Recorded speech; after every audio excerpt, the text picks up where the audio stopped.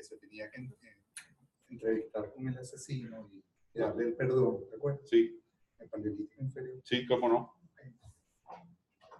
Tuvimos una conversación porque la escena no se podía escribir.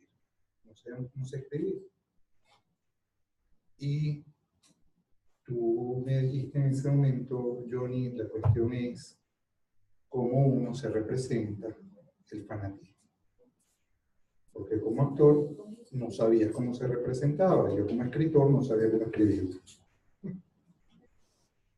En aquel momento hablábamos de Hannah Arendt, hablábamos de los orígenes del totalitarismo y quedó como uno de esos proyectos que planteamos 50 veces que algún día lo vamos a hacer.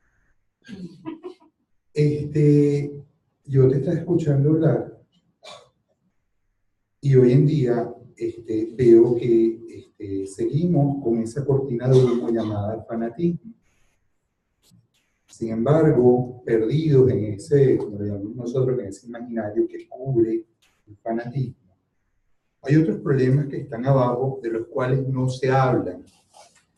Y que en lacanés se podría hablar de un término que se llama lo real, que para mí lo real se llama lo cubano, lo iraní, lo chino, lo invadidos que estamos. ¿Ok? Que es algo por lo que no nombramos, que nos cuesta nombrar, que los políticos no lo dicen claramente, que tiene que salir un informe ahora de las Naciones Unidas para poder hablar de eso, pero que nuestros políticos no terminan de denunciarlo. Recién la rectora de la Universidad Central lo hizo. Entonces, tú que manejas esa cosa extraordinaria que yo creo que no te puedes separar de eso para decir político sin hablar de humor, porque ya de eso hemos hablado hasta el cansancio de Freud. ¿Qué pasa que no podemos hablar de lo que está debajo sustentando el fanatismo? El fanatismo es un fanatismo financiado por algo ominoso que va más allá y por lo cual estamos metidos en una vorágine internacional de la cual, ¿cuál es la salida? Ok. Gracias. Carlos.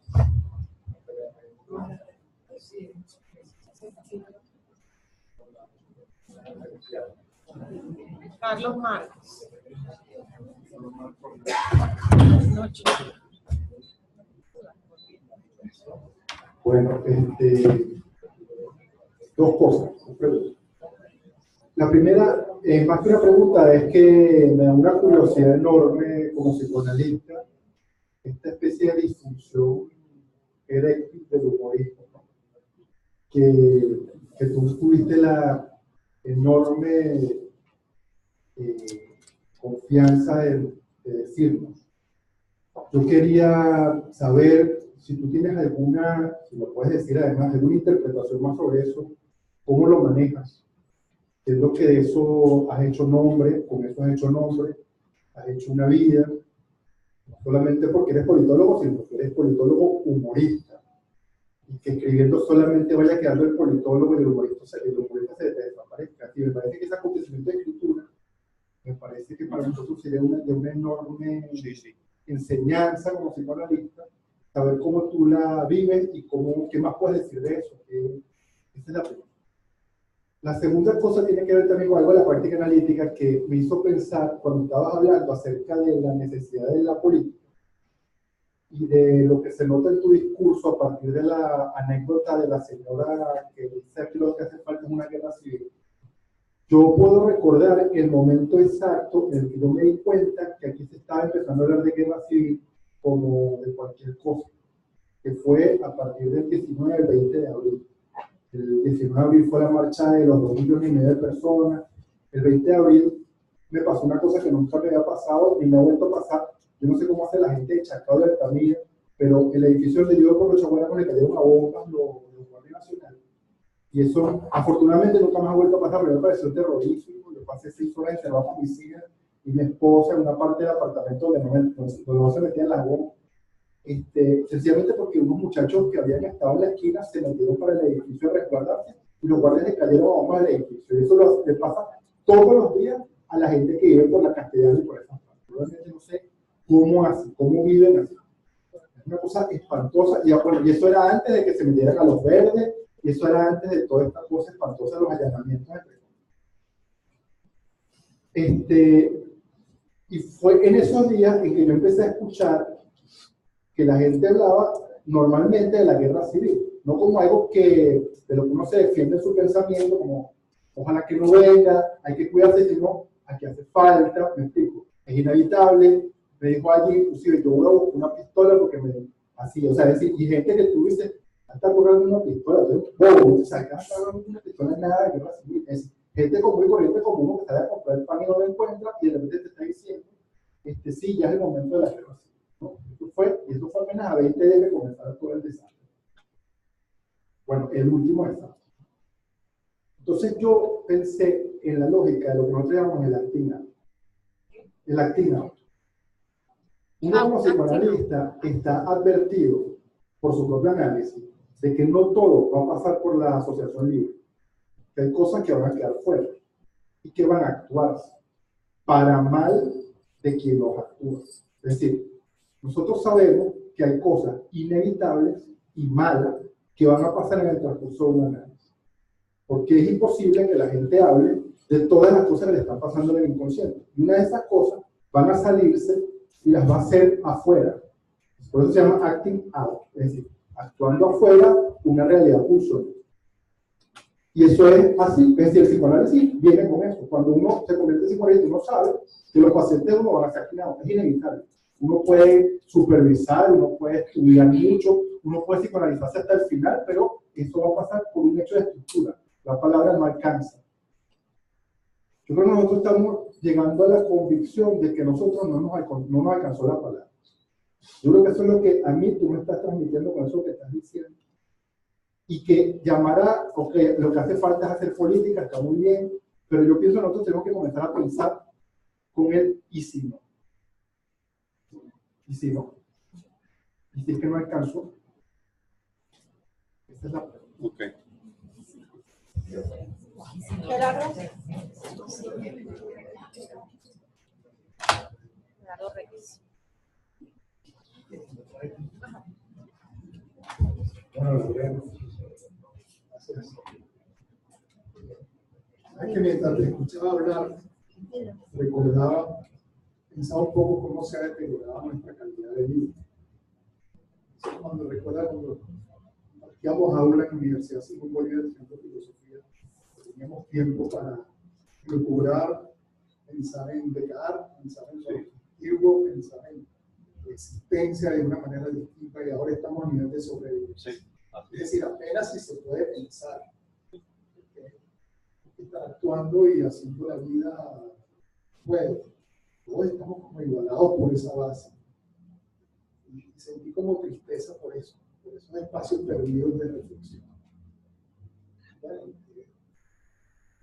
pensaba también cómo recuperar no solo la democracia, sino la política.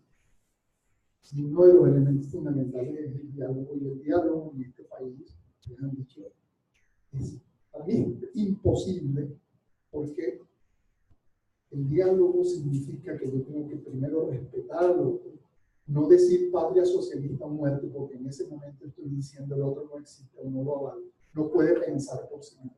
No hay manera de que yo pueda dialogar. Y me parece que con este gobierno, no solo con el gobierno, o sea, hemos estado presentes desde el comienzo de la presidencia de Chávez. Es decir, patria socialista o muerte significa muerte del otro.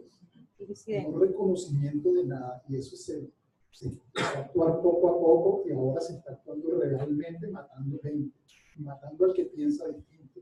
Ni siquiera se lo deja decir lo que piensa, simplemente porque ahí estoy de acuerdo con Carlos, que si no es posible, entonces la palabra que nos queda. Y bueno, esta cosa hueca de llamar al diálogo, me parece que hay que seguir insistiendo, pero nuestra oportunidad de hacer política vendrá después de esto. Que se puedan recuperar espacios y se pueda recuperar el verbo con toda su potencia, porque no la tienen. Esta gente está atravesada, primero, inicialmente por un ideal único, casi un ideal suyo, de suponer que saben lo que es bueno para el otro, Eso sí que el psicoanálisis lo desmiente, nadie sabe lo que es bueno para el otro. Nunca se sabe ni se puede dictar cátedra de moralidad sobre nada de lo que el otro vive, de su subjetividad. Si apenas se puede hacer a nivel de lo económico y más o menos dictarse. Entonces, si están atravesados por eso, o estuvieron en una época en la que estaba Chávez vivo, el ideal, bueno, ellos no van a aceptar algo. Y muchísimo menos ahora cuando ellos tienen que sobrevivir, porque saben muy bien que lo va a agarrar la justicia internacional. Y a mí no me parece que están defendiendo ningún ideal, sino su impunidad. Su impunidad, la posibilidad de salir ileso del desastre, del robo y de la muerte de los que vienen de esa manera. Entonces, ya luego, muy ilusionado. Tenemos varios, no sé si tú quieres. Sí, bueno. Tenemos 3 personas en la lista por ahora. Bueno, no, vamos a ir, así ya vamos avanzando un poco. Bueno, sí, realmente yo quisiera tener como más elementos de respuesta para algunas cosas, ¿no? Johnny, por ejemplo, ¿qué está por debajo? Yo creo que en verdad, o sea, todos sabemos que está por debajo, pero como no hay pruebas de lo que está por debajo, porque lo que está por debajo es casualmente la lógica de lo que está por debajo es que no se ve. Es una cosa que todo el mundo intuye, que todo el mundo sabe, que los organismos internacionales investigan, pero que no hay como una cosa así que aquí está la foto de... Y entonces, cuando hablaba, recordaba lo de Al Capone, que al final lo pusieron preso fue por evasión de impuestos. Y fíjate todas las cosas que hacía Al Capone. Y claro, el tema de la mafia y el tema del tipo de delito nuevo que se hace es un delito que es como difícil de rastrear, pero bueno, si todo se rastrea se sabe, pero bueno, ¿por qué no hablamos de lo que está debajo? Por esa misma razón, porque creo que, bueno, y también, ya lo que está encima es tan grave Sí, es que no hay que bueno, lo que está debajo podría ayudar para muchas otras cosas, pero lo que está encima nos está acabando, ¿no?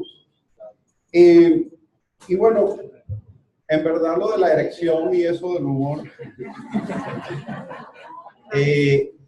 bueno, yo lo que siento es que, bueno, defendiendo un poco el humor, creo que el humor se conecta mucho con la tristeza.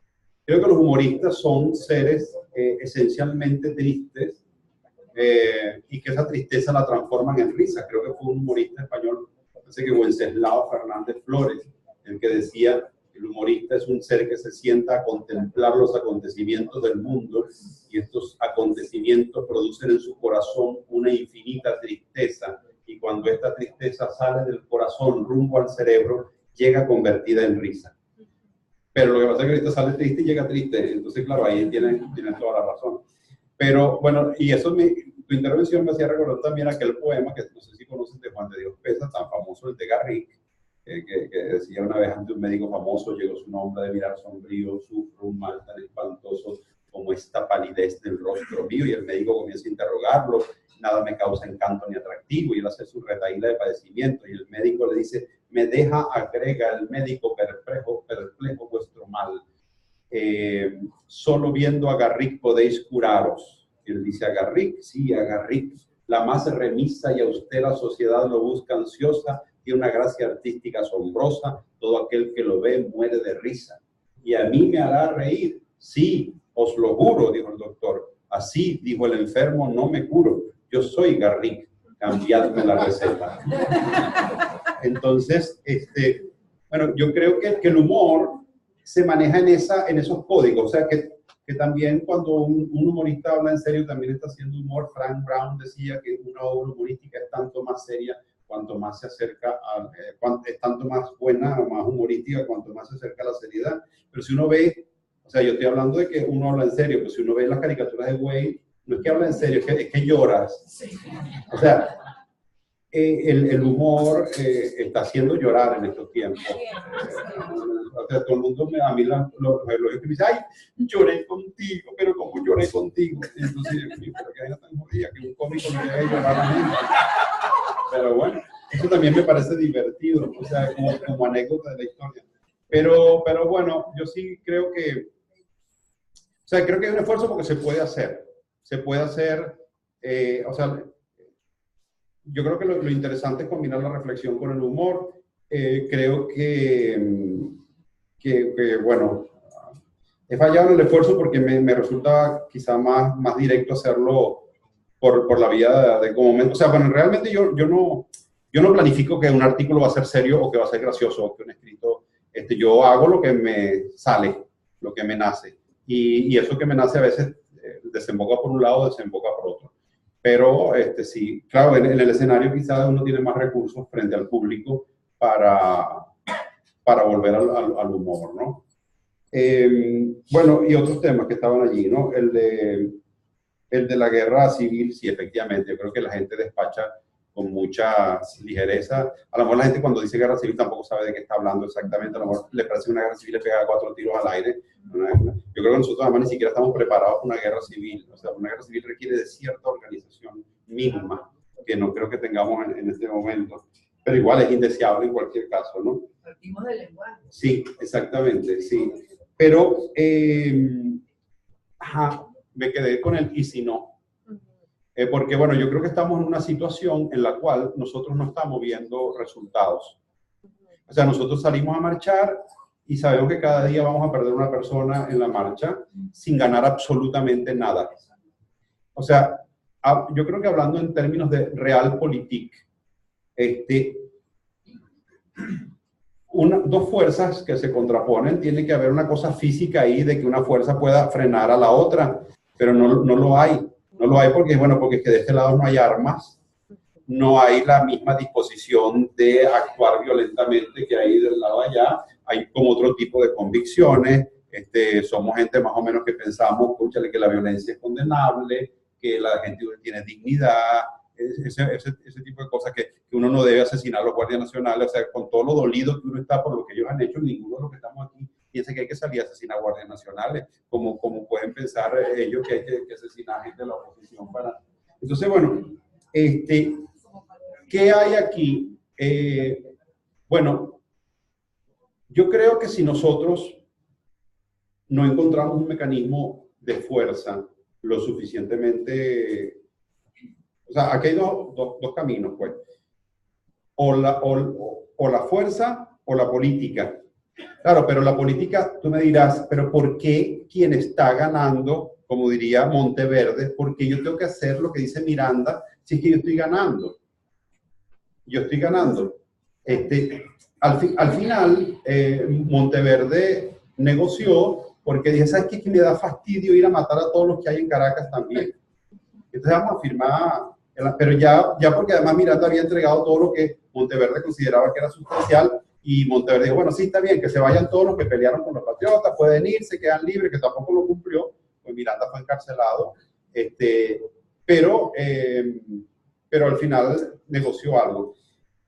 Yo siento que una de las grandes angustias en este momento es que no hay un y si no. O sea, yo no sé cuál es la otra opción a la de frenar esto que nos está pasando, más que o la sumisión total o la de largarse fuera el que pueda. Sí, o sea, la Fuerza Armada es lo que yo llamo una fuerza que se contraponga. Claro, aquí entramos en otra discusión, que es el tema del papel de las Fuerzas Armadas en nuestra historia, que siempre ha sido un papel intervencionista, salvo en el periodo que comenzó con el Pacto de Punto Fijo, que fue el único periodo en el cual las Fuerzas Armadas razonablemente fueron sometidas al poder civil y que fueron... Pero lo que siento es que, claro, lo que uno espera de la Fuerza Armada es la obediencia a la Constitución. Es decir, que haya dentro de la Fuerza Armada un criterio de presión para la obediencia a la Constitución, no para una intervención militar, pero sí para que haya como, bueno, no se apoyen en nosotros para matar porque ustedes están violando las normas, ¿no? Por otro lado, dentro del sector oficial parece, volviendo al tema del Capone, parece que hay además varias familias en conflicto, por más que son asociados para algo, tienen conflictos entre ellos que uno quizá ni siquiera alcanza a conocer bien. Cómo actúan y quién le está tratando de arrebatar el negocio interno al otro, etcétera, etcétera. Entonces, bueno, la cosa es complicada también desde ese punto de vista. Pero yo no alcanzo a ver el y si no, no lo alcanzo a ver. Y creo que por eso que estamos todos tan angustiados, porque más o menos todos percibimos una cosa, ¿para dónde va esto? Que no sea la aceptación, o sea, que no va a pasar nada milagrosamente, esta gente va para adelante con la asamblea, va para adelante, no va a parar, salvo que haya algo que le motive, y ese algo es lo que hay que encontrar. Ese algo es lo que hay que encontrar. No sé si es una mediación, no sé si es un acto de plantarse la sociedad absolutamente plantada, no lo sé, porque en verdad no lo alcanzo a ver, pero sí, efectivamente, tiene que haber algo, ese yo no sé qué. Y bueno, Gerardo, efectivamente, o sea, creo que hemos perdido, o sea, yo creo que hemos perdido la normalidad de vida.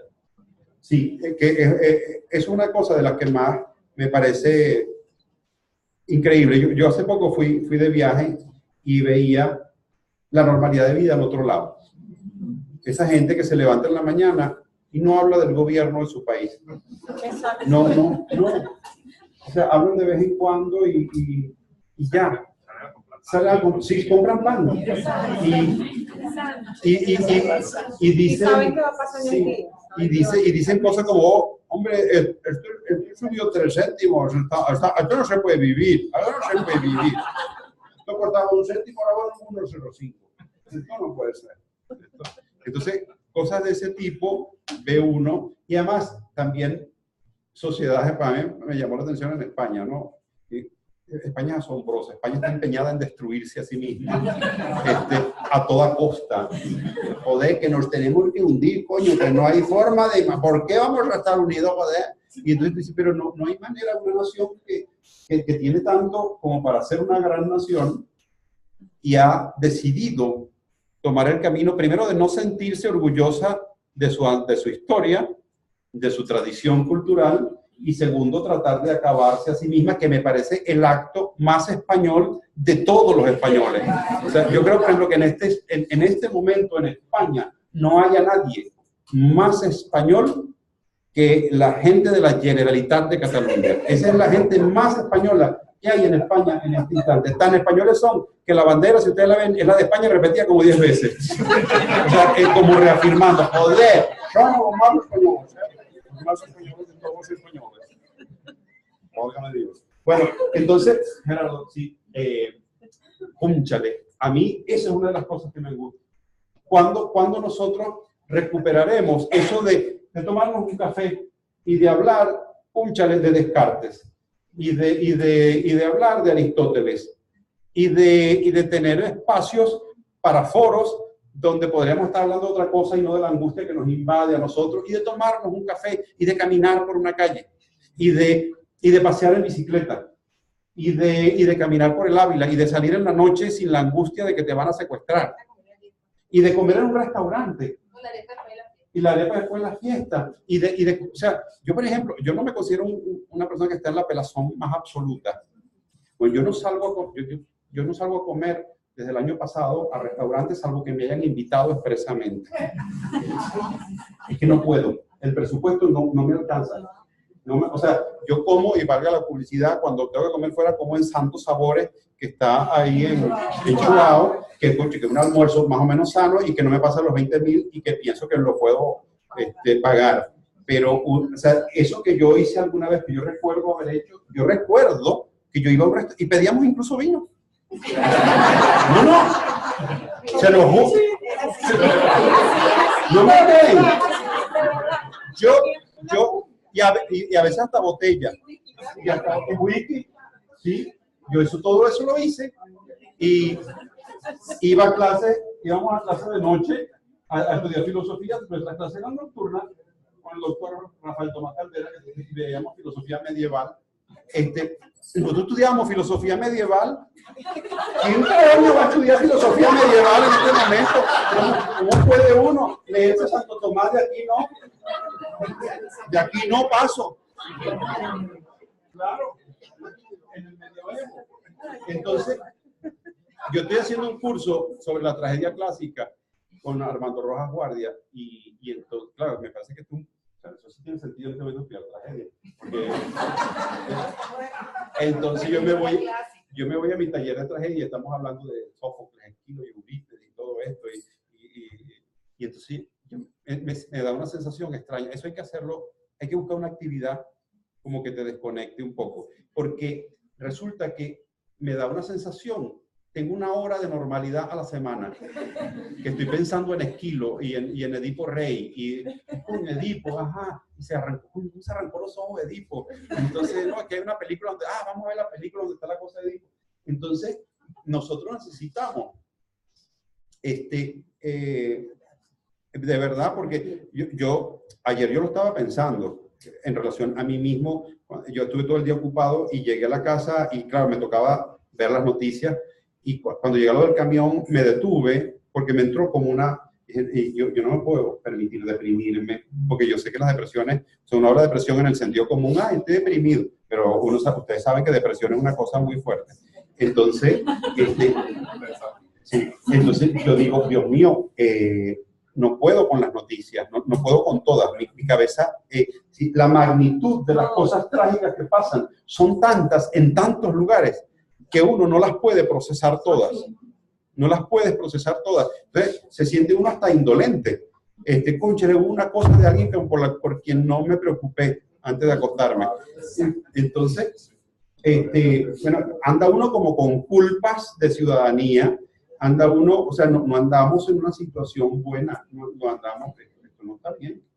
Esto es en verdad nuestra alma, nuestra psique, no sé, nuestro espíritu está absolutamente perturbado. Entonces, bueno, yo creo que parte de lo que hay que diseñar algún día es el regreso a una vida normal. Incluso, no sé, a lo mejor hasta crear un ministerio de la normalidad, que fomente café, que fomente teatro, que fomente tertulias, esas cosas que pasan en los países y que también entre nosotros pasaban. Este es un país donde pasaban muchas cosas y uno iba a bautizos del libro y uno tenía otra... Pero llevamos mucho tiempo destruyendo nuestra normalidad. O sea, ojo, yo a veces pienso que ya nosotros estamos como Moisés en el Sinaí, cuando Dios dijo, no, este desierto que se pasa en 6 horas, lo van a atravesar en 40 años para que se mueran hasta el último de la generación, o sea, contaminada. Ya yo me siento una generación contaminada. O sea, yo hay cosas, o sea, yo tuve este viaje que hice, que estuve en España, yo es que veo al de Podemos, a Pablo Iglesias, y a mí lo que me entran es una profunda gana de ir a caerle a coñazo. Y yo digo, pero no puede ser. Y yo lo oigo, y es que no hay nada de lo que escuche de sus labios a lo que yo le encuentre un mínimo de sensatez. Y yo digo, pero Dios mío, es que este soy yo, este tipo tiene que estar diciendo algo sensato y coherente, tampoco puede ser así. Alguna cosa sensata habrá en su psique, en su palabra, en su cuerpo, yo no la hallo. Entonces yo tengo un prejuicio.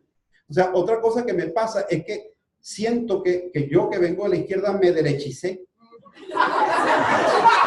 Todo me cae simpático a la gente de derecha. Y entonces me aterra porque veo a Rajoy y digo, qué caballero ese hombre. De un partido que se ha hecho ya un poco ya. Entonces todo lo relativizo. Mi sobrino que viene de España me decía, pero tío, que esto es un hombre corrupto. ¿Qué? Corrupto.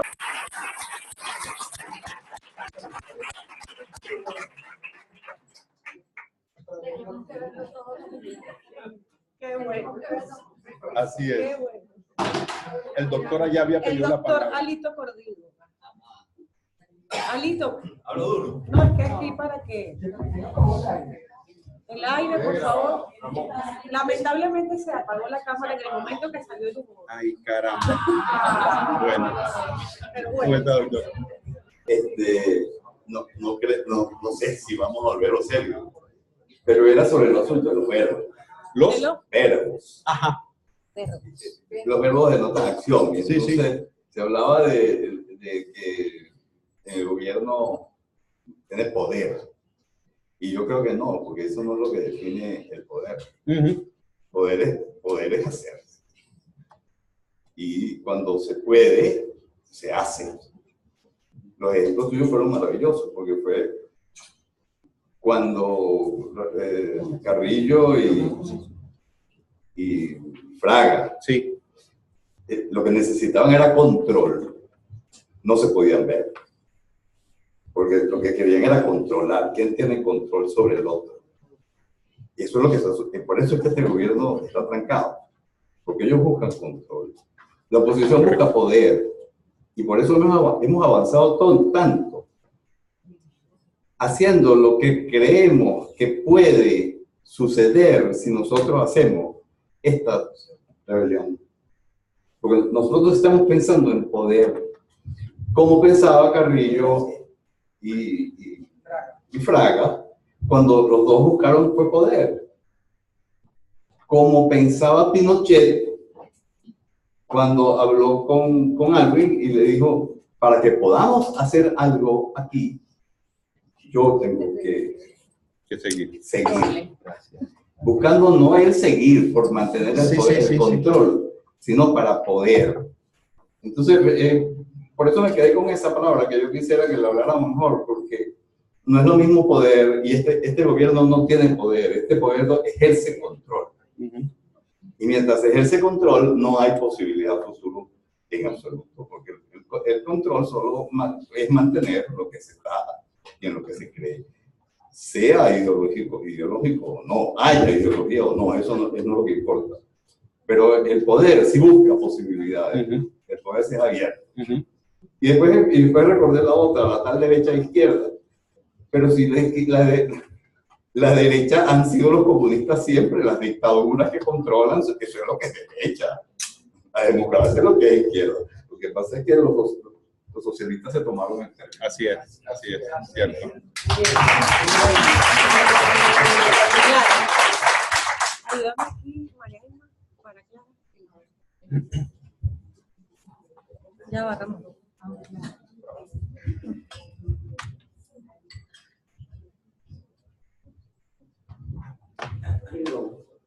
Okay. Buenas tardes. Buenas tardes. Hemos hablado de todo lo que es la normalidad de la vida cotidiana acá en Caracas, en la Caracas actual, en la Venezuela actual.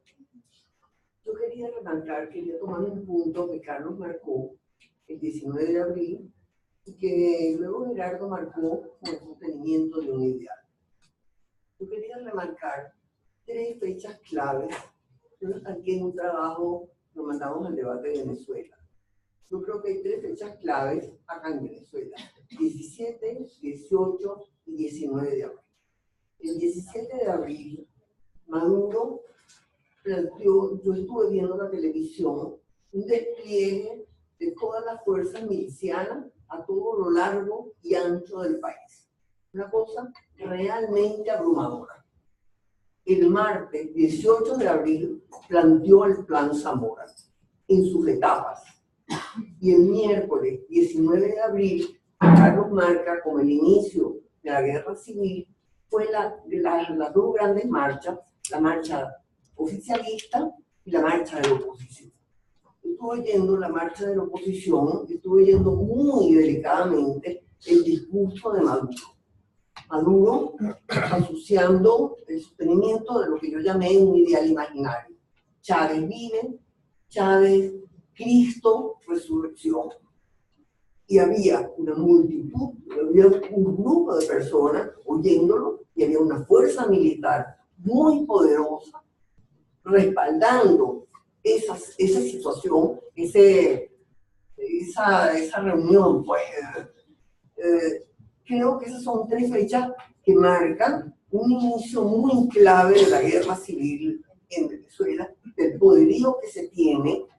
Nosotros podemos hablar ahora de lo que hemos perdido, pero esas 3 fechas me parecen como clave para saber con qué nos estamos enfrentando verdaderamente.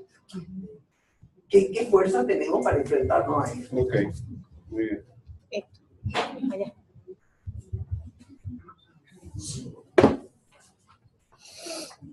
Buenas tardes.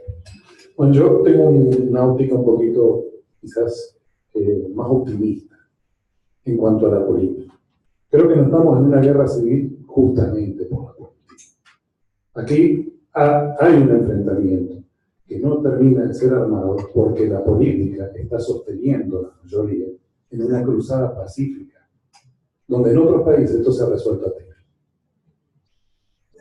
Si estos muchachos que hoy están con un escudo de madera delante de un policía que les dispara o de una guardia nacional que les dispara, que perdieron el miedo, le damos armas, estamos en una guerra civil a la vuelta de aquí. Porque la materia de la gente para constituir una rebelión armada en este país existe. Lo que pasa es que la vocación que tiene este país, pues yo creo que uno donde las cosas se resolvieron siempre por salgan los militares, los políticos nos corremos y chao. Acá los políticos están tratando de hacer el trabajo de lidiar con un monstruo que no conocen, no han lidiado en mucho tiempo, que son las dictaduras. Este movimiento que nos gobierna no nació de la paz, nació por las armas, con Chávez tomando cuarteles. No llegaron al gobierno por la política, llegaron por la muerte. Y creo que tienen que ver la muerte de cerca para ¿por qué? Porque la única manera que hemos visto que entiendan es cuando les apuntan. Ni siquiera les hace falta a veces ni dispararles, es lamentable, pero ellos se sientan a dialogar cuando la opción es salir muertos. Un gobierno acorralado, como el que está en este momento internacionalmente, podrá ser una constituyente, eso no le va a dar la cara. Poner un reglamento de cómo voy a matar y a gobernar. Internacionalmente, y la presión internacional va a seguir siendo la misma.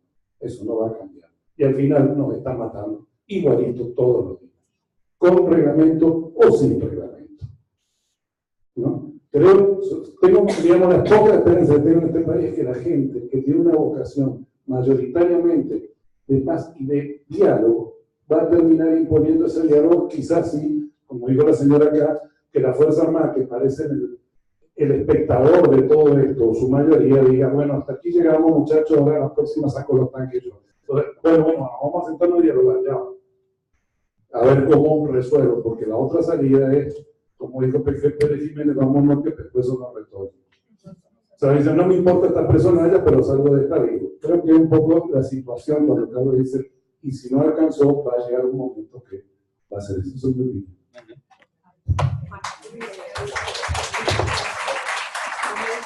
Sí, bueno, fíjense, yo comparto, efectivamente, por eso cuando decía que en este choque de fuerzas, si no se opone otra fuerza, no se puede frenar, ¿no?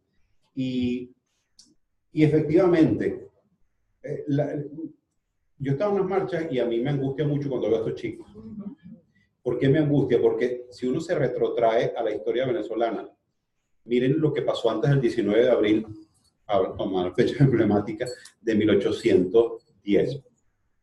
Bolívar y Miranda, que eran los más radicales, defensores de la independencia, había gente en la Venezuela de ese momento mucho más conservadora, en el sentido, hay gente que decía, mira, vamos a separarnos de España, pero en estas condiciones, vamos a pactar una cosa, o sea, y Bolívar y Miranda, no, esto tiene que ser radical y la libertad y todo el discurso de la libertad de la Revolución Francesa. Había una agrupación que se llamaba la Sociedad Patriótica, que se reunía en Caracas.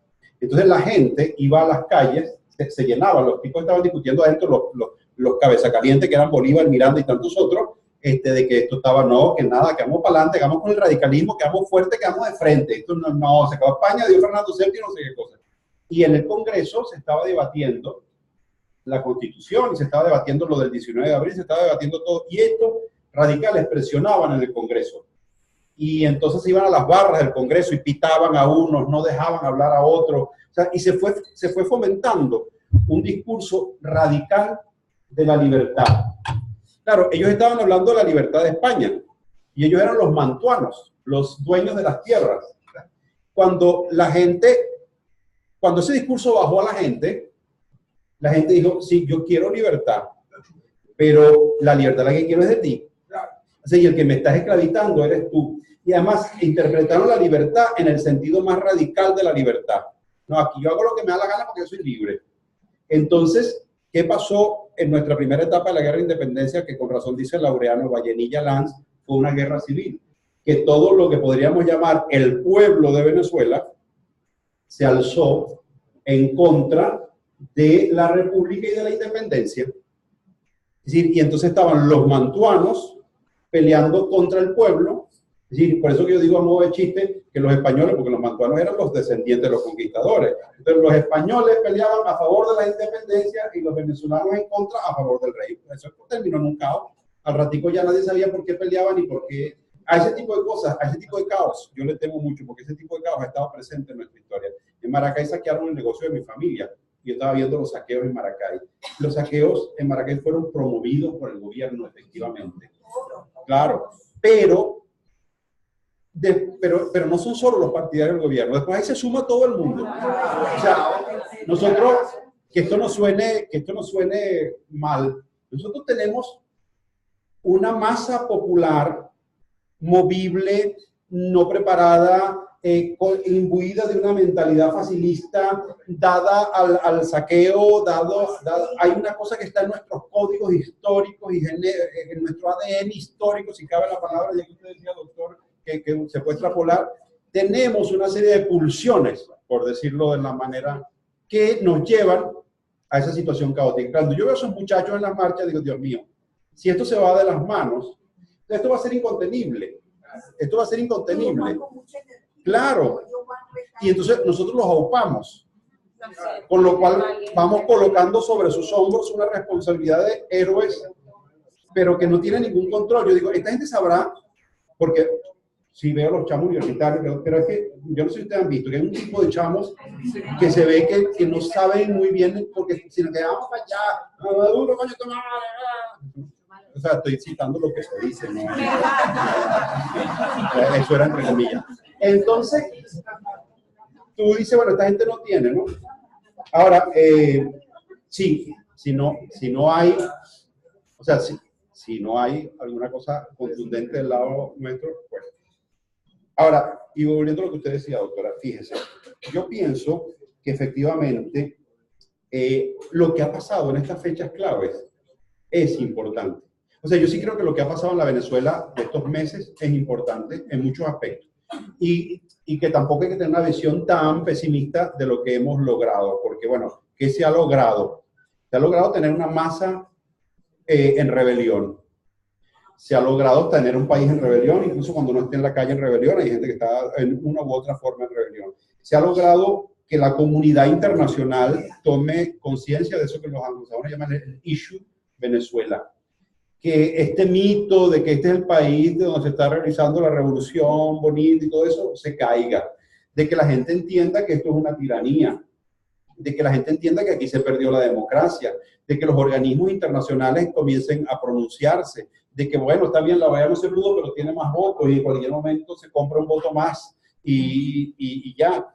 Entonces, esos son factores que creo que han sido importantes en esto. Que bueno, que uno no sabe si van a ayudarnos a la situación, ¿no? Pero porque yo no tengo así como la expectativa puesta como en el terreno internacional, ¿no?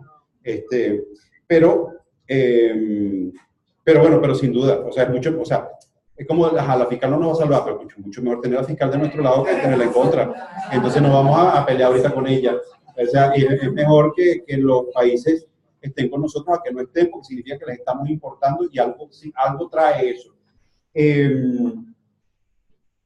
Y bueno, lo otro es que efectivamente con el tema de la política nosotros hemos tenido una vocación política, claro que sí. O sea, en verdad lo que ha tratado de construir la oposición es una vía política, pero claro, la política es entre todos los sectores. Y eso tiene que ver, claro, con el ejercicio de poder como control. Y yo sí creo que efectivamente lo que ellos quieren es controlar, someter a la sociedad venezolana enteramente. Yo creo que usted tiene una visión humanista del poder, que es la visión de que, bueno, ¿para qué sirve el poder? El poder ejercido en términos de democracia y de sentido humanístico es para hacer del país un lugar mejor, donde los ciudadanos vivan mejor, donde haya mejores sistemas educativos, hospitales, etcétera, salud, seguridad, todas las cosas que sabemos.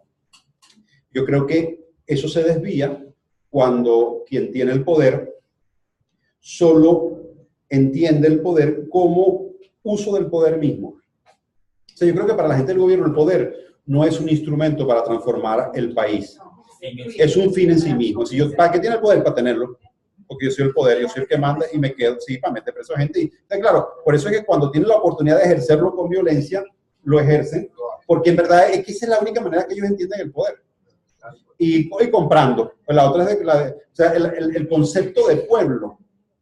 El concepto de pueblo que esta gente tiene es un concepto muy deprimente. Es un concepto de imbéciles a los que compro por la comida. O sea, esta gente arrastrada no tiene otra cosa que venderse. O sea, vean la imagen que fue reveladora de Diosdado Cabello en una marcha cuando se quita el reloj y lo guarda. O sea, eso solo es para un tratado de politología. O sea, ¿de qué concepto de pueblo es? Que me van a venir choreando este reloj que vale un billete. Entonces ya tú entiendes que el reloj vale un billete, porque, o sea, si es el reloj mío, no importa si me lo chorean, pero si tú guardas un reloj es porque es un reloj que vale mucho dinero y porque tú entiendes que esa gente que está ahí es lumpen que te lo puede quitar.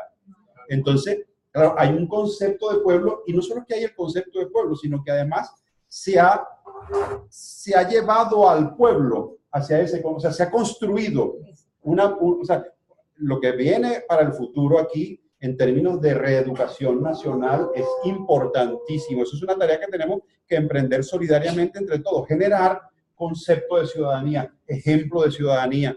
O sea, yo creo que nosotros, como decía el Papa Juan Pablo II, hay que empezar por cambiarse a sí mismo.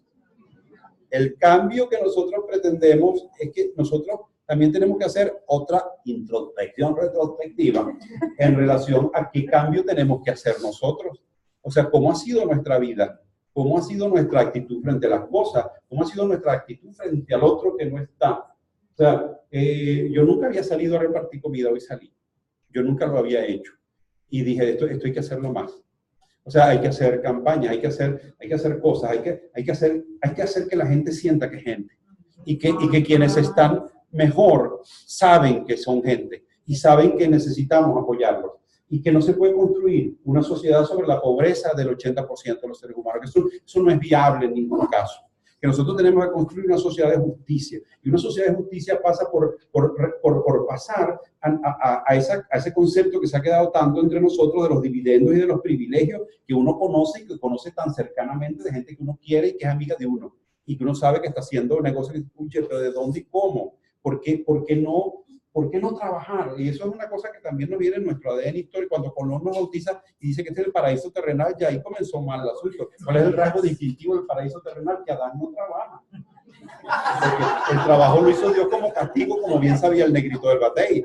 Entonces, el trabajo en Venezuela es una cosa que, bueno, algunos habrán que, sí, está bien, pues, pero la gente no tiene el concepto de la cosa. O sea, los que emprenden negocio, sáquenlo por eso. Esa cosa que hace un gringo Ford, no, voy a hacerme una vaina para inventarme un carro. Y entonces empiezo con un carrito, el de tablita, y después fabrico dos. Y se me ocurrió esta idea que es brillante, y a la vuelta de 50 años yo voy a ser multimillonario. Aquí no existe. Si no es para diciembre, no me sirve. O sea, esa visión está en nosotros, bueno, porque está deteriorada, se han superpuesto cosas de nuestro ADN. Se ha superpuesto el conquistador español y el aventurero y el pillo y la picaresca y el vivo, que viene, como Emilio lo demuestra en su presentación desde chiquito, cuando la mamá le dice, usted tiene que ser vivo, usted tiene que ser más vivo que los demás. Y después se ha mezclado con lo que nos pasó a nosotros a partir del año 1920 y tanto, que fue la aparición del petróleo en nuestra historia, que nos cambió nuestra configuración. Nosotros somos un país que vive de la renta petrolera. Para nosotros, la riqueza no es el producto del saqueo, o sea, no es que el país tiene que hacer un sacrificio. Si subieron los precios del petróleo, ya no hay que hacer sacrificio. El sacrificio es solo cuando bajan.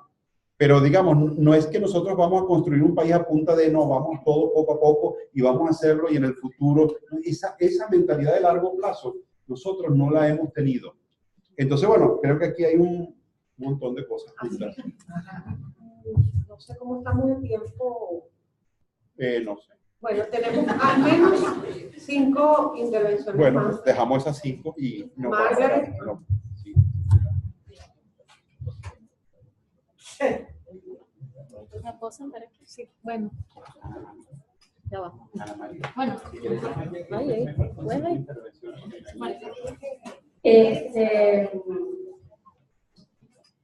bueno. Bueno, primero quería agradecer como el... No, Siéntese, está en su casa. Lacan está orgulloso de tenerla aquí.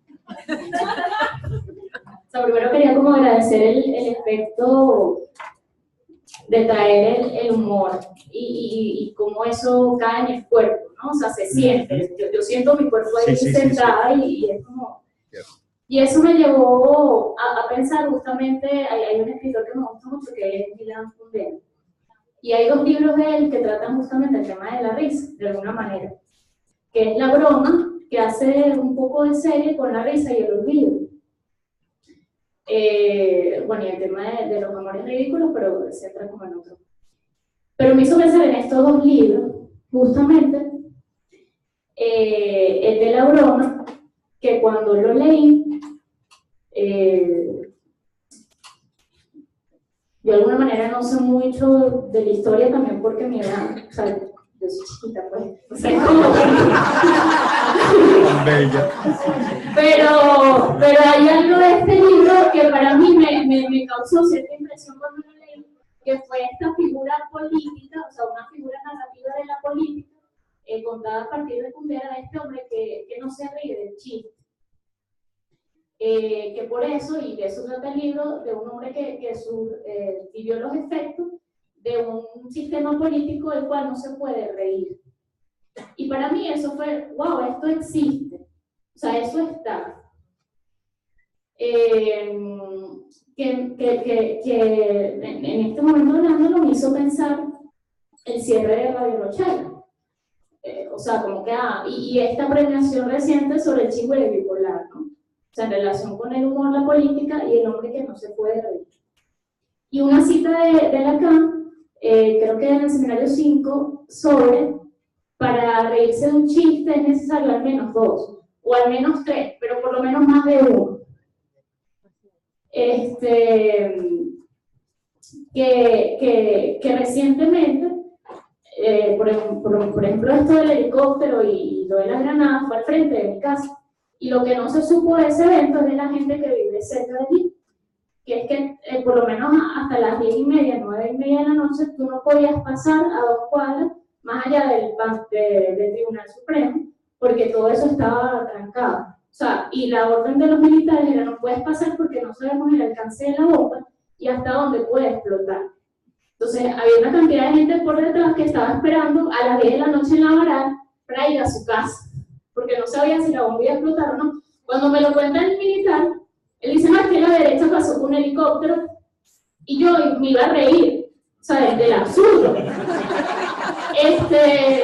La derecha pasó con un helicóptero por el lado izquierdo. Sí, no, se lo ganó un helicóptero y entonces está el CEBI para ver, o sea, yo me sentí como una película de Estados Unidos, una cosa de esto, y me iba a reír y me iba a hacer un chiste. Pero pensé que aquí la frase, y si no, y si este no se ríe, Claro. Sí, sí.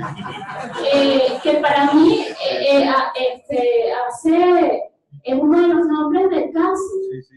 Es decir, este casi se salvó del mamut. O sea,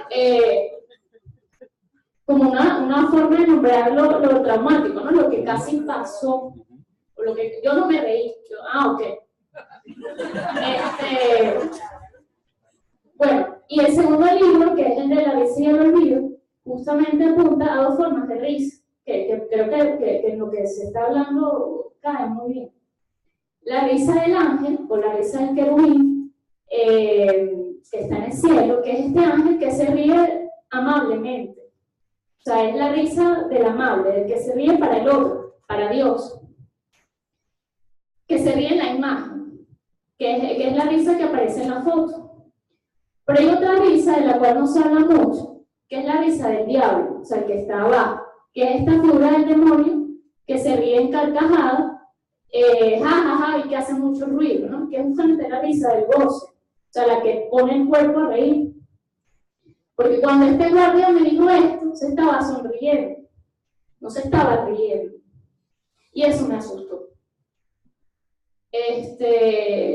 Entonces, creo que distinguir, porque el otro cuento de ese día, que fue casi traumático, fue, o sea, que es que cuando el SEBIN logra desatar la bomba, heroicamente, la gente que estaba esperando pasar no era la gente que vivía allí, sino que era gente que estaba, luego que desataron la bomba, o sea, que la liberaron, gente que empezó a decir viva Maduro, el pueblo está contigo, tú salvaste, tal. O sea, un poco de gente que según estaba esperando pasar, era gente que empezó a gritar viva Maduro, pero lo decía muy serio. Y vamos todos a marchar al Tribunal Supremo, yo me vi, o sea, pensando alrededor de un poco de gente, wow, esta gente no iba a pasar conmigo. Entonces, me vi como, me río, hago algún comentario, o sea, ¿qué hago? ¿Dónde estoy? No me dio risa y me fui a mi casa por él. Bueno, entonces quería hacer como alusión a estas dos risas, que por cierto la risa y el olvido es la otra palabra, ¿no? El olvido. Y aquí entra el punto de la represión, o sea, cuando algo no se puede recordar. Es decir, cuando algo se entierra. Justamente las dos risas que hace alusión, el ángel y el demonio, son lugares de entierro, son lugares a donde va el muerto, son lugares de la represión. Entonces pensaba esta articulación posible entre lo que da risa y de aquello de lo cual uno no se puede reír, ¿no? Gracias por darnos risa. Gracias. Pero...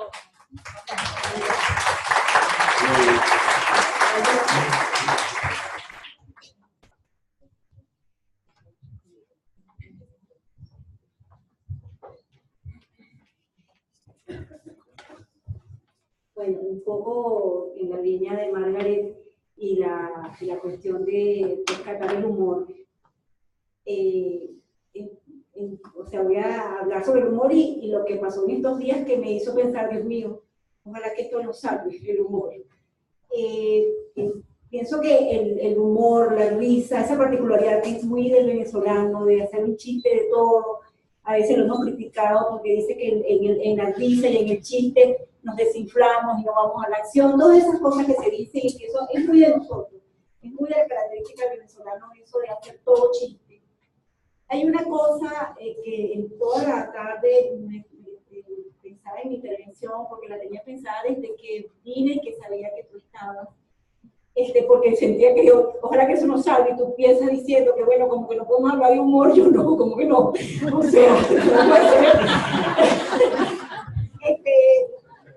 Sí, me puse, me dio susto, pero casi que siento que por ahí va los tiros lo que puede suavizar esta cosa. Bueno, ahorita pienso en Radio Rochela y lo pienso como una característica de que el humor, la risa, el chiste tiene la magia de suavizar a ese otro imponente, a ese simbólico que pretende aplastar y dejar al sujeto borrado. Justamente lo que surge en la risa es el sujeto y lo que aplasta son las palabras, son las leyes, son las imposiciones, eso aplasta. Y lo que pasa en Venezuela es que como que no nos dejamos aplastar porque siempre nos estamos riendo. O sea, si aquel hace algo, nos reímos. Y si aquel habla con aquella seriedad, nos reímos. Y entonces me pasó que por eso era que yo venía con mi intervención muy pensada, no de lo que iba a decir, sino de lo que leí, del famoso informe de la ONU, pero había un nombre anterior que es como raro, que yo lo leí y no pude dormir, o sea, una cosa horrenda, que si del día 20 al 30 tal cosa, que del día 60 no sé qué, y me acuerdo muy bien que después del día 80, el día 90, ya vamos por el 91, era que venían los iraníes y los no sé qué, yo de verdad, yo temblaba como estoy temblando ahorita, yo, ¿qué es esto? O sea, ¿con qué tío se va a meter? O sea, yo sé que están metidos, pero como que es en serio, o sea, el informe da terror, porque es un informe como de una cosa de otro país. Yo leí eso y yo decía, Dios mío, entonces claro, cuando yo leía eso y leía de toda esa gente que viene con sus mercenarios, que si asesinatos selectivos, asesinatos no sé qué, Yo decía, concha, eso se me parece a lo que pasa. Yo voy a casi todas las marchas y se me parece a lo que he visto, se me parece a lo horrendo, ¿no? Al día siguiente pasa lo del helicóptero. Entonces yo llego a mi casa, no sé qué cosa, y cuando llego a mi casa, entra el WhatsApp, y cuando veo que es un helicóptero con una pancarta, y yo, mira, ¿qué fue lo que pasó? O sea, uno se va un ratito, cuando llega el WhatsApp ya le dice que el país cambió por otro lado, ¿no? Cuando empiezo a leer lo del helicóptero, entonces, ¿qué pasó? Un helicóptero que sobrevoló. Cuando veo la foto, o sea, me pareció tan poca seriedad que el helicóptero llevaba la pancarta, o sea, se pasaron, o sea, sí, era como, yo no me había dado cuenta de lo del muñeco, porque si me doy cuenta, pues, yo decía, pero qué poca seriedad, o sea, entonces me llegaban los informes de que no, el piloto también era un muñeco. El piloto.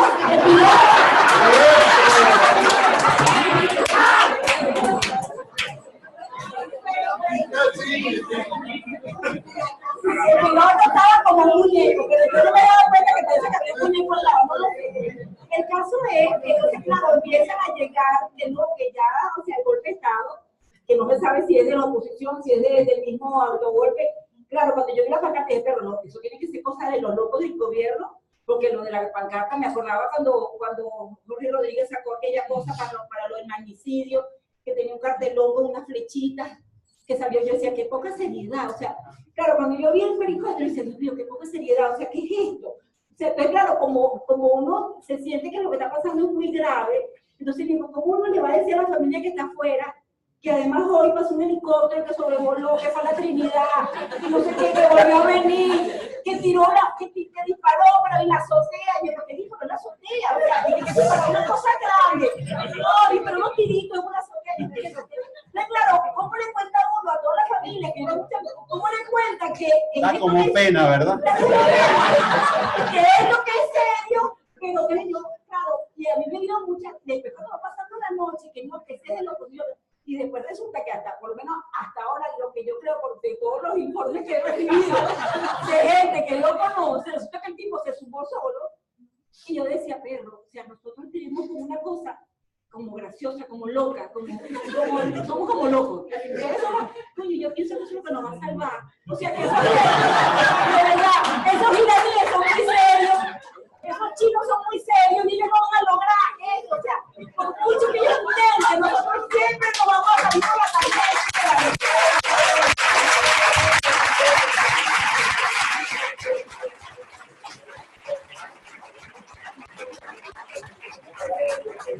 Ya tienes un stand-up. Un stand-up que ya lo puedes presentar en las noches de principiantes de comedia en las que hay en Caracas. Sí, claro.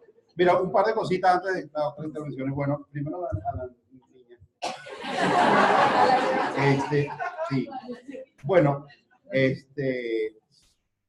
la seriedad y la risa y el humor y estos momentos. Bueno, es que lo que pasa es que las dictaduras son el abono más fecundo para el humor que existe. Las dictaduras son momentos en los cuales el humor tiene que afinarse, volverse más ingenioso para llegarle a la gente y saltar al censor. Yo recuerdo cuando nosotros trabajamos en Radio Caracas Televisión, que en Radio Caracas tenía un departamento de censura, que se llamaba, además, sin descaro ninguno, departamento de censura. Más que toda la censura era sexual y política.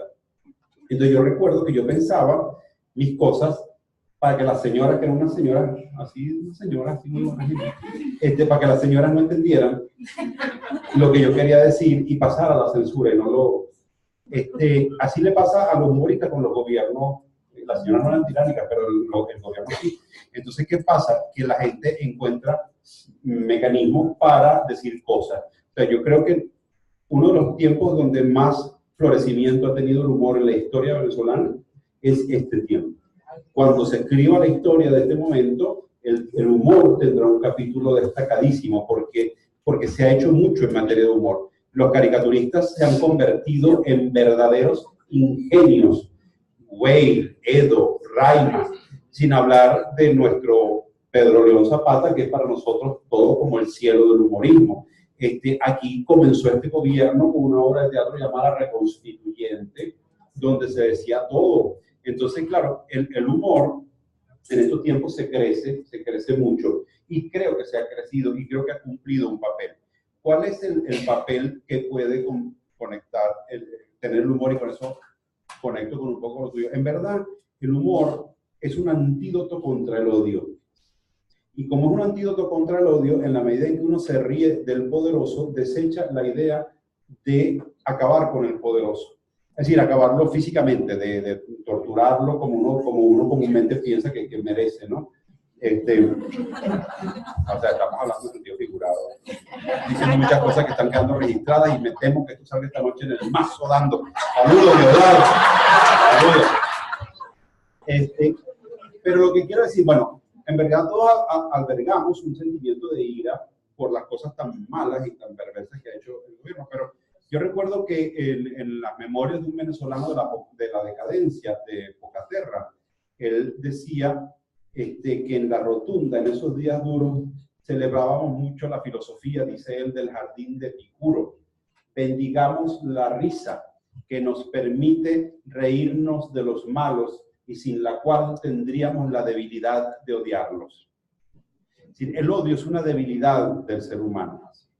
Entonces, el odio no conduce a nada. A la prueba nos remitimos. Nosotros somos objeto del odio y no conduce a nada. No es constructivo, no edifica. El odio solo destruye. Y este es un país que está siendo sistemáticamente destruido. Entonces, el humor cumple ese papel. Por eso, en verdad, lo que tú señalas es muy atinado. Hay que defender el humor en este tiempo y propiciarlo. Y además, incluso quizá llevarlo más allá. O sea, yo recuerdo, por ejemplo, una vez que yo escribí una carta de Dios a Maduro, que tuvo muchísima difusión. Porque claro, y cuando mis cosas tienen demasiada difusión, a mí me asusta un poco el hecho de que ya me ponen la lupa, ¿no? Ya me la han puesto varias veces. Entonces, uno tiene que escribir también con estrategia. Pero esa no me salió así, que no me la pude aguantar, y además me salió graciosa encima. Y entonces, que era Dios respondiéndole a Maduro cuando Maduro dijo, bueno, si no tenemos real, Dios proveerá. Que, coño, yo en el lugar de Dios digo, coño, no me jodas. O sea, ¿cómo que? Ya no te proveí. ¿O proveí? No proveí. Ya no te di todo. O sea, ¿cómo un gobernante de Venezuela que pasa por un periodo en el cual el petróleo, que es nuestro, llega a más de 100, puede atreverse, insolente, que yo soy Dios y tengo un rayo? Y te juro que lo guardo. O sea, entonces, claro, esas cosas, el humor tiene ese poder de desnudar con fuerza. Entonces, y tú hablabas de la risa del ángel y de la risa del demonio, y creo que yo creo que podríamos equipararlo a la diferencia entre el humor y la burla, que son dos cosas distintas. La burla es una forma de agresión que se disfraza de humor, pero que no es humor, es agresión, no está.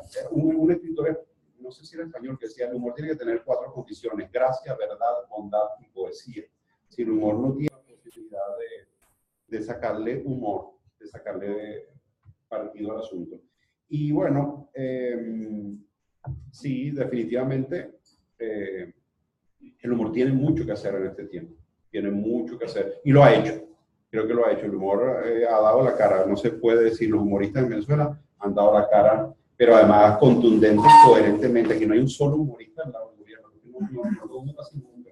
Y lo que hay de humor del lado del gobierno dan ganas de llorar. Y lo que es serio del lado del gobierno dan ganas de reír. De verdad, oye cosas y no, esto tiene que ser una joda. Por muy negado que tú estés, dices, no, pero espérate, esto es lo que está pasando. Esto es lo que está pasando. Entonces, o pues tú digas, no vale, si una agüita, porque o sea, lo que le estamos con una agüita y un gasecito ahí que batimos. Una agüita. Cuando tuviste una manguera que voltea a un ser humano y casi que lo mata. Oye, eso no es una agüita. Eso es lo que se llama un coñazo de agua. O gasecito. O sea, pero no ha sido gasecito. Y otra cosa que no se pregunta, un país donde todo el mundo se ha robado todo, coño, los que compraron las bombas lacrimógenas no se robaron nada. Desconcertante. O sea, la única gente decente que había en este país era la que compraba las bombas lacrimógenas. Bueno. A ver, después de esta tanda creo que cerramos la ronda. Cerramos.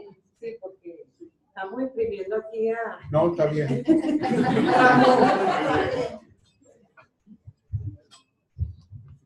¿Y usted no ha almorzado?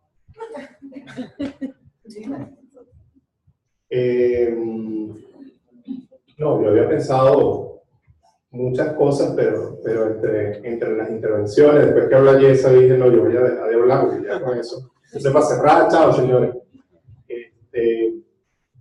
Bueno, pero primero, no, definitivamente gracias por compartir este rato con nosotros, Laureano, y hacernos participar también de él. Yo quería hacer primero esto es una demanda, una solicitud.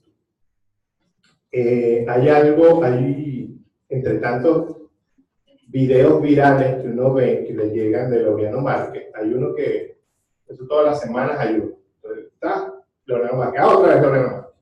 Entonces, hay uno que tú relatas una anécdota en cuanto al humor. Se estaba preparando había una obra de teatro y hay un presidente venezolano que llama Zulet. Zulet.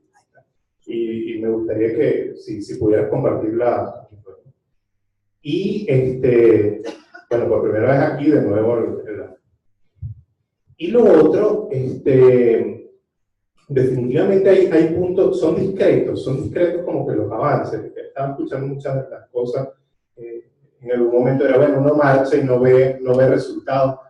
Hay algo de lo discreto. Hace poco una paciente me comentaba que ella se había sentido muy bien, después de una jornada muy violenta, como toda, de protesta, creo que fue el sábado, uno de los sábados, un grupo de gente, los muchachos, iban a volver a entrar a la Carlota, y el grupo que estaba alrededor gritaba, no entren, y de repente aparecieron, no se metan, y apareció diputados también, hablaban, no se metan, y la gente agrupada, haciendo lazos, haciendo vínculos, tratando de evitar eso, que en efecto dio resultados, ¿no? Entonces uno ve, pero es que uno ve tanto, que no le da tiempo ni siquiera de comprender. Entonces uno queda como que infinitamente suspendido en algo eterno de lo cual parece que uno no va a salir.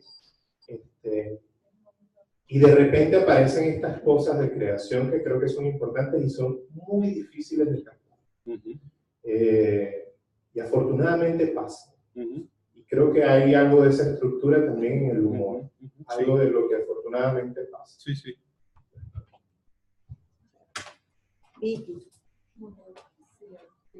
No, la ronda es los que están anotados. O sea, decía que los que están aquí. Bueno, yo también agradezco la oportunidad de conversar de tantos temas. Yo creo que yo quisiera rescatar la política, porque nos hemos planteado que si es o no posible la política en tiempos como estos. Yo creo que aquí hay que quizás, en mi particular mirada, distinguir que en este momento hay varios países. Yo creo que un país es el país radical de Maduro, haciendo lo que ya está haciendo, y otro país es el país que está marchando, que no está llegando ni siquiera a un 5%. En el medio de esos dos extremos hay multiplicidad de países que estamos coexistiendo. Yo quisiera destacar el tema del chavismo disidente. Yo creo que la política se puede hacer ahí. Yo vengo trabajando y estudiando el chavismo, en principio disidente, descontento y ahora disidente. Y yo creo que ahí es el gran espacio de tejer nuevos lazos y nuevas estrategias hacia lo que pudiera ser un potencial futuro, pensando que además quien en este momento está en el poder es una cultura minoritaria y que probablemente ese chavismo descontento va creciendo cada vez más, lo que todos hemos oído, lo que sucede en las Fuerzas Armadas, en todos los estamentos. Entonces yo creo que hay un primer tema que es importante. Hay un segundo país que yo hoy me impacté mucho, yo no sé si los que vieron esta mañana César Miguel Rondón, de una noticia muy breve, no la desarrolló, que hablaba que solamente el 28% de los jóvenes entre 17 y 20 años habían terminado bachillerato, que los demás habían desertado. ¿Perdón, qué porcentaje? El 28%. ¿Okay? Ese mismo porcentaje en los años 90 era 56%. Y era escandaloso. Ese 56% que tenía 15 y 24 años en ese momento, en el 2000 fueron los que votaron por Chávez y los que conformaron la base chavista. Esa promesa, digamos, de inclusión ciertamente se estrella contra esto. Entiendo que la Universidad Católica la que hace este. Y el tercer país que yo creo que hay que considerar, que estadísticamente es más que la oposición y más que los que están a favor del gobierno, son los que no creen ni en el gobierno ni en la oposición, que está casi por un 40%. Que es un país que cuando se mira las estadísticas, la última encuesta de Delfo lo muestra de una manera patética, no creen en absolutamente nada. No creen en los partidos, no creen en la fiscalía, no creen en ninguna de las instituciones del Estado. La única institución a la cual habría un poquitico de credibilidad es en la Iglesia Católica, pero poquito. O sea, sorprendentemente más de lo que puede ser cualquier, digamos, adhesión a cualquier otra institución. Entonces, cuando yo pienso en la posible política proyectándonos en lo que pueda estar por venir, sea lo que sea que esté por venir, yo veo esos tres grandes temas, esos tres grandes escenarios, como los escenarios más estratégicos. Porque ciertamente enfrentarnos a Maduro y a su camarilla, pues, habría que buscarnos una manera más creativa, en donde, y no sé, creo que estamos así echándole mano a eso. Pero estos tres países, que probablemente hay muchos más, son países que habrá que desarrollar competencias, capacidades, habilidades, para entablar qué tipo de diálogo con ellos y qué tipo de alternativas con ellos. Porque ciertamente cuando yo veo que si el 28% apenas se gradúa de bachillerato, pues es el país que está comiendo de clave, es el país que me conviene mantener ignorante, es el país que, o sea, es la siembra del terreno fértil para que efectivamente este proyecto político pueda perdurar. Porque pues no va a perdurar con gente educada. Ahora, cuando uno toma conciencia de cuántos serán entonces los que se están graduando de universidad, si apenas el 28% se graduó de bachillerato, entonces uno piensa, bueno, ¿cuál es el destino que nos espera? ¿Y hacia dónde vamos? O sea, ¿cuál es la enorme gesta que habrá que desarrollar para reeducar lo que ya, pues, o sea, yo creo que hay una labor titánica de por medio, pero que creo que tomar al menos esas claves puede entender la política con P mayúscula, pero no la pudiera ir. Ajá, muy bien. Susana, ¿no?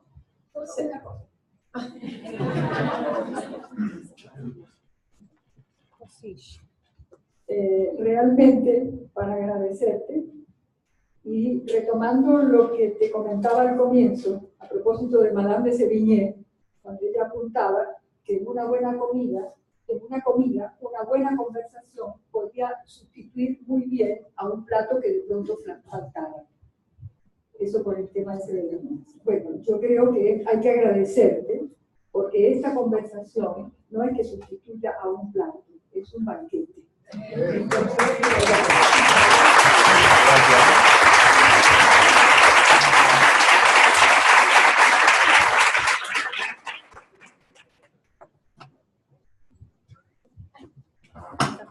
gracias, Lorena, por todo lo que... Ahora, yo quiero un poco hacer como una intersección entre el análisis político, la política, en el psicoanálisis, y tú le darás la vuelta y en el humor. Voy a echar algunas anécdotas. Hace poco, por ejemplo, estudiábamos sobre las estructuras de los hombres de poder. Irresponsablemente, porque eso no se debe hacer, pero lo hicimos. Este tenía una estructura psicótica, había delirio, se creía tal cosa. El otro era lo joven, el otro era esto. Pero estos tienen estructura perversa. No, él no, Maduro no. Él es obsesivo y se asusta. Pero Los otros 5 más cercanos son perversos. Y toda esta presión se está haciendo para... El perverso es aquel que no se angustia, sino que angustia al otro. El neurótico es el que se siente angustiado ante la presión del otro. Toda esta masa, 2,5 millones de personas, escudero, tira piedra, tira todo, etc. ¿Para qué?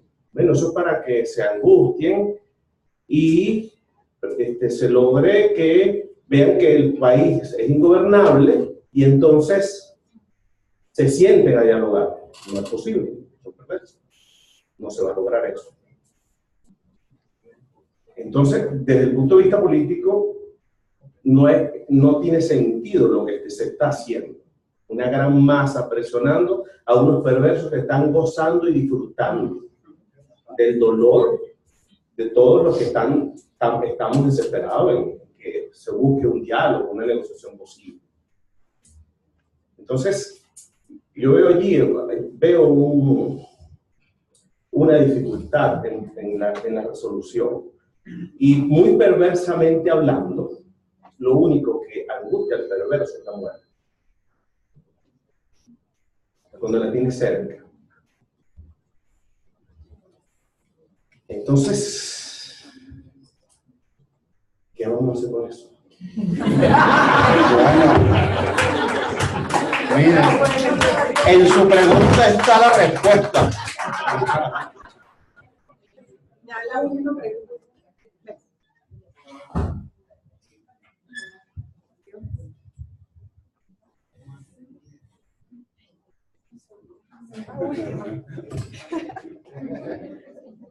Gracias.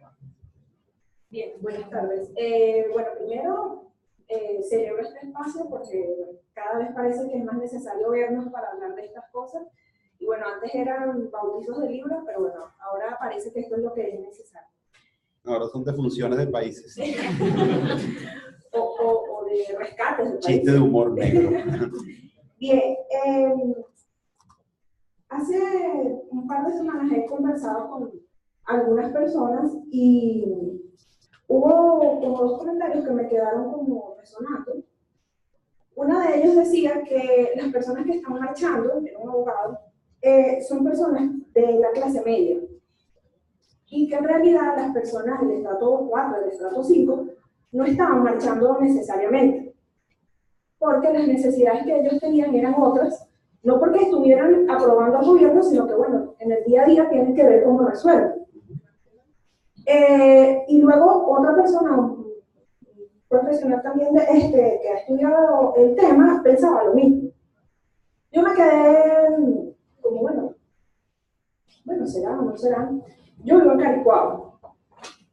Y aunque no es de los estratos más bajos, hay barrios alrededor y hay zonas residenciales. El día del helicóptero, cosas que a lo mejor nos quitaron protagonismo, es que esa noche nos atacaron. ¿Sí? Lo curioso de esto es que hace ya bastante tiempo que yo voy diciendo, no, pero es que ya como vivimos lejos al final de la autopista, con la montaña, el zoológico, ahí viendo los animalitos, ya no pasa nada. Y en verdad la gente, no pasa nada, no había pasado nada hasta hace 3 días. Y yo siempre le digo a la gente, no, que eso es Narnia, entonces allá no pasa nada. Esa noche yo no me enteré lo del helicóptero, sino por los chistes del muñeco. Y yo, bueno, ¿pero qué pasó? Yo estaba en la calle y yo llegué, yo no sabía el muñeco que estaba pilotando, no el muñeco que era no el muñeco. Entonces, las personas que protestaron esa noche, aunque ahí hay muchachos de la resistencia, porque sabemos que hay, no fueron los muchachos de la resistencia. Los que protestaron esa noche fueron los vecinos. Y serían, por las fotos que estuve viendo desde temprano, 10 personas, 7 personas. Vamos a poner 15 para no decir que estoy exagerando. Y la respuesta que hubo fue 2 tanquetas derrumbando para 7 personas. 2 tanquetas derrumbando las entradas de los edificios. Nosotros tenemos en la entrada de Caricuao una escuela militar donde guardan las tanquetas, o sea, yo siempre he dicho, bueno, les quedaría mal que Caricuao se levantara teniendo ellos allí en la entrada de la ciudad este tipo de, no sé, de personal. Al día siguiente se repitió lo mismo, pero ya no nada más en Caricuao, sino en Ruiz Pineda.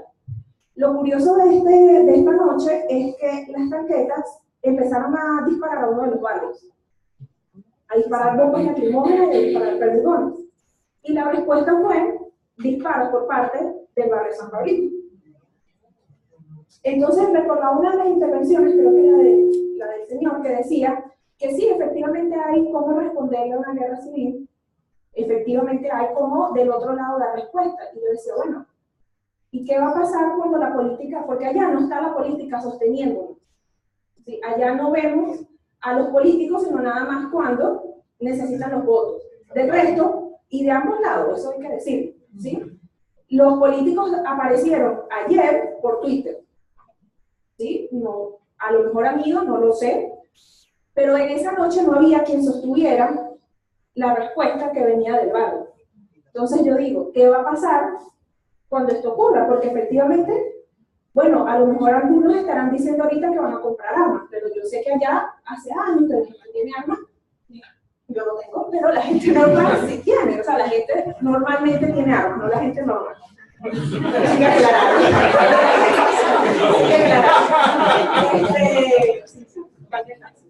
Entonces, me parece importante compartir esta anécdota porque creo que hay que, a lo mejor, ver un poquito más allá del y no digo que no lo estén haciendo, pero sí creo que hay que ir más allá. Uno de los profesionales con los que conversaba, el abogado, decía, ¿qué pasaría? Dicen que el oeste salió, que el oeste está marchando, y es la Candelaria. Yo digo, bueno, la Candelaria ha sido clase media, ¿sí? Entonces él decía, bueno, ¿y qué pasaría si Petare baja a la Francisco Miranda? ¿Qué pasaría? Bueno, yo no sé si no los dejan o es que en verdad las necesidades son otras. No sé. Okay. Gracias. Bueno, sí.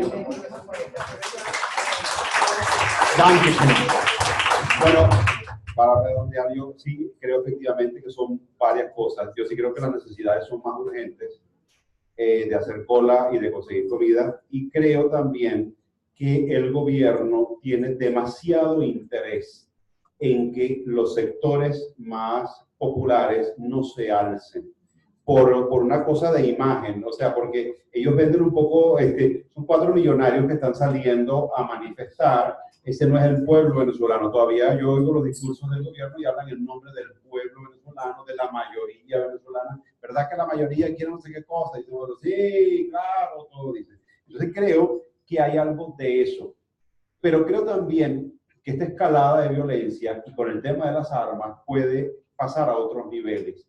Sí, porque la gente puede cansarse de que le tumben el edificio y se le metan. Y empiece a decir, ¿sabes qué? Bueno, como esa imagen que nos llegó a todos, ese señor que dice, me importa un carajo que me peguen un tiro. O sea, puede llegar a un punto de desesperación en el cual a uno le importe un carrizo que le peguen un tiro. Y cuando eso pase así, o cuando no es que no te importe, sino que dice, bueno, yo tengo con qué y me voy a defender, o sea, a las cosas podrían subir de tono. Y entonces sí podríamos estar entrando en un escenario de mucho mayor confrontación. Y me temo que de anarquía, que es una palabra a la que yo le temo mucho, la anarquía, porque yo me imagino todos los sectores que tienen armas como actuando por su cuenta. Yo me imagino que los malandros actuarán con un criterio. Me imagino que los colectivos actuarán con otros, los colectivos que están armados, porque además algunos actuarán a favor y otros en contra, porque los hay a favor y los hay en contra, porque han matado dirigentes ellos mismos de los colectivos. Pero después está la gente, sectores medios que puedan tener armas. O sea, creo que sería una cosa bastante anárquica y peligrosa. Bueno, uno no sabe en definitiva qué va a pasar porque uno no es brujo, pero si empiezas a oler por dónde van las cosas, ¿no? Bueno, y como para redondear, bueno, y en términos del tema que de la personalidad autoritaria y todo esto, la psicología social ha estudiado mucho el tema. Nosotros en ciencia política veíamos una materia que era la personalidad autoritaria, cómo se comportan esas personalidades, como este señor, por ejemplo. ¿Qué tiene él en su personalidad? O sea, eso también es un tema que sería una cosa magnífica, hacer un psicoanálisis lacaniano, jungiano o freudiano, bueno, el psicoanálisis freudiano, al que te conté, para ver qué hay en su alma. Pero, bueno, y entonces, claro, al margen de eso, de impedir que la gente salga, se mandan mensajes claros. Uno de esos mensajes que los sectores populares no tienen derecho, no deben, no, y hay que hacer a sangre y fuego que no salgan a las calles. La represión en los sectores populares es mucho más fuerte y es mucho más grave. Y el otro mensaje que se manda, bueno, el que estamos dispuestos a llegar a todo, y otro mensaje, por ejemplo, el hecho de que condecoren, por ejemplo, al tipo que empujó al presidente de la Asamblea Nacional. O sea, es una cosa como decir, somos perros y qué. Últimamente, chicos. Es más, ¿se acuerdan del general Erupto? Sí. O sea, ese llegó, o sea, este es un tiempo, cuando el tiempo pase y la historia vea este momento, será un momento asqueroso, repugnante, vergonzoso y nauseabundo. Qué bueno que nosotros estamos luchando en contra de esto, no por dignidad humana incluso, por estar en contra de un tipo que llega a general porque eructó, y el otro porque empujó al otro. O sea, que si alguien se saca el pipí en cadena nacional, habrá que mandarlo para la NASA. O sea, es la vulgaridad exaltada, es la vergüenza exaltada. Entonces, en medio de una cosa tan desastrosa, tan asqueante, ¿dónde está la esperanza? Aquí. ¿Qué es una nación? Una nación no es su tierra. Venezuela es un concepto. Hay un libro que trata de la historia de la humanidad y decía que el ser humano logró persistir porque era como la única especie que se lograba agrupar en manadas de más de 80 personas, porque iba generando una cosa que agrupaba, porque claro, las manadas tienen un límite de crecimiento, porque la comida y la cosa y la rama de la que te cuelgas se acaban, no sé qué, pero el ser humano logró agruparse en manadas cada vez más grandes, hasta la gran manada que es la humanidad, porque construyó ideas. Nosotros nos agrupamos en función de ideas, y Venezuela es una idea. Y la idea de Venezuela no está perdida. Y no está perdida porque hay gente que la tiene en la cabeza. Y nosotros estamos aquí en este acto. Esto es un acto de resistencia por la idea de Venezuela. Por una idea de Venezuela diferente y distinta. Por una idea de Venezuela de política, de entendimiento, de diálogo, de paz. Por una idea de Venezuela de espacios para hablar de temas que nos interesen. Por una Venezuela de risa, de humor. Por una Venezuela de seguridad, de calles tranquilas. Esa imagen está. Y a mí, por ejemplo, me maravilla los jóvenes. Yo voy a actividades en la universidad, como vengo aquí, esta mañana, ayer estuve en un colegio por allá por Los Rosales, y yo veo los jóvenes y yo digo, es que aquí hay esperanza. Porque uno ve las preguntas que los chamos hacen y son preguntas de alguien que tiene alma y que tiene angustia. Y entonces, bueno, hay que decirles a ellos que ellos pueden construir y están en capacidad de hacerlo y que nosotros también lo vamos a hacer. Entonces, yo sí creo que todavía albergo esa fuerza. Yo creo que hay una fuerza, y eso es una fuerza espiritual, y que esa fuerza espiritual se irá manifestando cada vez con mayor ímpetu. Y bueno, en esa esperanza tengo, mira, que a lo mejor aprueban la constituyente, a lo mejor la aprueban. Pero les digo algo, pobre del destino de este régimen con la constituyente aprobada. O sea, de verdad, van a tener que hacer muchas cosas horrorosas. Yo sé que están dispuestos a todo, pero todo tiene un límite. Todo tiene un límite. Entonces, esa es la esperanza para mí. Y la esperanza activa, es decir, la que se construye haciendo cosas. Y bueno, y rematando con la anécdota de Sublet, que era Sublet siendo presidente de la República, y Sublet fue uno de los presidentes de los que se dijo que fue, bueno, hay opiniones, algunos decían que era muy pusilánime y por eso lo criticaban, otros decían que fue un presidente que trató de imponer cierto orden, y algunas anécdotas así lo revelan, como cuando de un tribunal lo mandaron a llamar para que mandara a la fuerza pública porque al juez se le había alebrestado a la gente en el tribunal, y él le mandó una nota al juez y le dijo, su señoría, suene la campanilla. O sea, si usted quiere poner orden, algo así, impóngalo con su autoridad como poder judicial y no llame a mí que yo mande a los soldados a... Y entonces, este presidente, siendo presidente de la República, se enteró de que un joven dramaturgo y actor llamado Francisco Robreño estaba escribiendo una obra en la que se hacía sátira del presidente. Se enteró por los adulantes, que nunca falta, que le fueron con el chisme, como aquel caso de Juan Vicente Gómez, que le llegó uno de los esbirros de Gómez a uno de los políticos de la época y dice: mire, tengo informes de que usted anda conspirando. Y la persona dijo: no le haga caso, general, esos son puros chismenes. Y entonces le llegaron chismenes al presidente de que entonces el presidente mandó a llamar a este joven y dijo: joven, tengo entendido que usted ha escrito una obra en la que se burla de mí. Sí, señor presidente, hágame el favor y me la lee. Y el muchacho fue y leyó la obra con cierto nerviosismo, supone uno, al presidente de la República, y el presidente comenzó a reír su ley. Y al final estaba revolcado de la risa con la obra y dijo: joven, veo que efectivamente usted en su obra se burla de mí, pero le voy a ser honesto y le voy a ser franco. Yo esperaba mucho más, la verdad. Y agregó: Venezuela no se ha perdido, vaya y monte su obra, porque Venezuela no se ha perdido ni se perderá porque el pueblo se ría de su presidente. Venezuela podrá perderse cuando el presidente se ría de su pueblo. Una sabia frase del general Carlos Sublet, con la que bien vale rematar el día de hoy.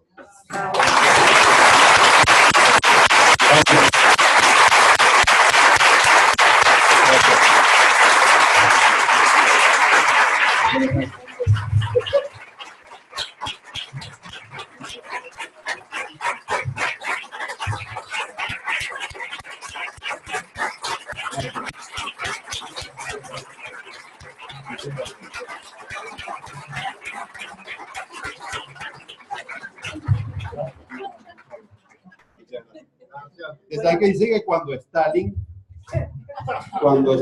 hablaba, los rusos, ¿sabe que los rusos cuando aplauden algo, aplauden, pero que los acostumbró fue Stalin, porque cuando Stalin mandaba en Rusia y a Stalin hablaba, los rusos empezaban a aplaudir y le tenían tanto pavor a Stalin que nadie se atrevía a ser el primero en dejar de aplaudir porque lo podían denunciar. Y entonces la gente aplaudía. Y como a la media hora que Stalin se la dejaba, porque y la gente dejaba de aplaudir inmediatamente. Y ahí estaban mirando a ver si alguien seguía aplaudiendo, como que mosca. Gracias, muy amables, y ha sido un honor estar con ustedes en la tarde de hoy.